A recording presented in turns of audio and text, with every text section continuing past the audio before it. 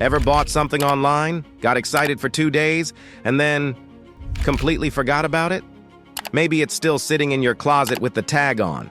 Or maybe you're still making payments on something you didn't even really want in the first place. Yeah, we've all been there. But why does this keep happening? Why do we spend money on things we don't actually need, and sometimes don't even really want? That's what we're diving into today. The psychology behind our spending habits. And trust me, it's not just about willpower or budgeting apps. It's about understanding your brain. Let's break it down. Money decisions aren't always logical. In fact, they're often emotional, impulsive, and sometimes even irrational. That's because spending money doesn't just meet practical needs. It taps into our identity, our emotions, and our desire for connection, control, and even comfort. So today, we're going to explore what's going on under the surface. We'll talk about the hidden forces that drive us to buy things we don't need, from social pressure to emotional spending to the tricks marketers use to mess with our minds.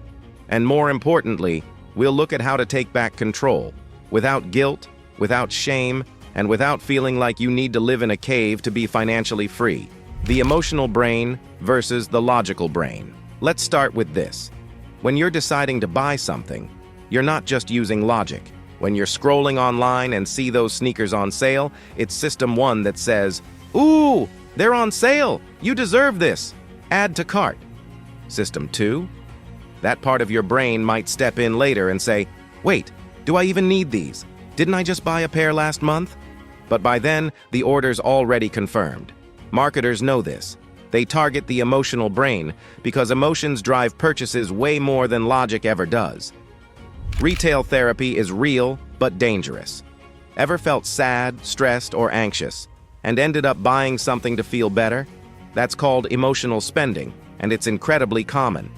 When we buy something, our brain releases dopamine, a feel-good chemical. It's a little reward, a hit of, "Yes, I did something."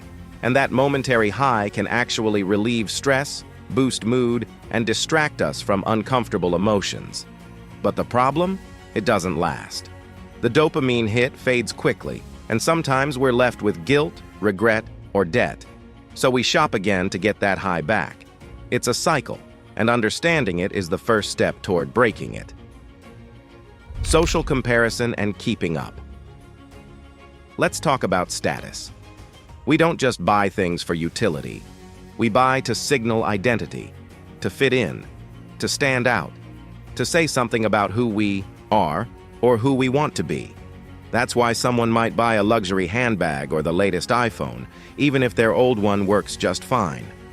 Social media makes this worse. Every day we're exposed to highlight reels of people traveling, dining, wearing designer clothes, and showing off success. Our brain takes that in and subconsciously thinks, if I buy like them, maybe I can feel like them. It's not just vanity, it's human psychology. We're wired to compare ourselves to others. The trick is recognizing when that comparison is leading us to spend money in ways that don't align with our actual goals.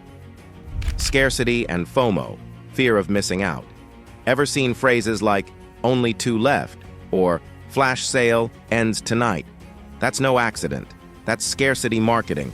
It creates urgency by making you feel like you might miss out if you don't act right now. And the fear of missing out, FOMO, is a real emotional trigger. It makes us feel anxious, pressured, and impulsive. So we hit buy, not because we need the product, but because we're afraid of not having it.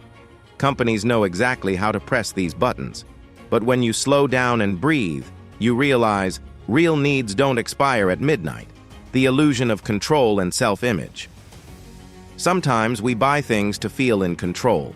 When life feels uncertain or chaotic, spending can feel like a way to take back power. Like, I can't fix my job, my relationships, or my stress, but I can buy this fitness tracker and start over tomorrow. Other times, we buy to reinforce a version of ourselves we're trying to become. Habit loops and triggers. Another big driver? Habit. If you always reward yourself with a purchase after a stressful day, your brain forms a loop.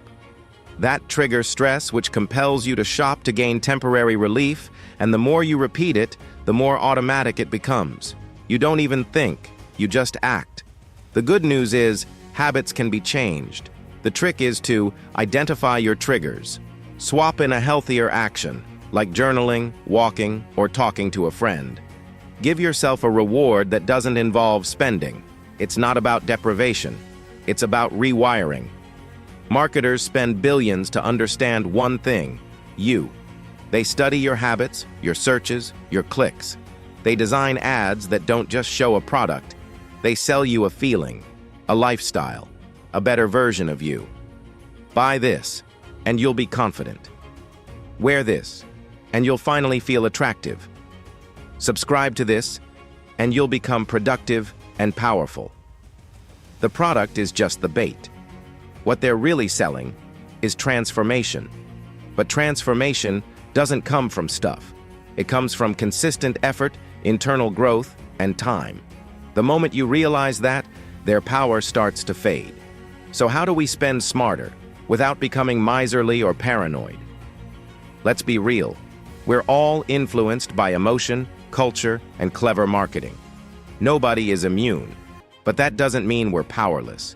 The more we understand the why behind our spending, the more freedom we gain to spend with intention, not impulse.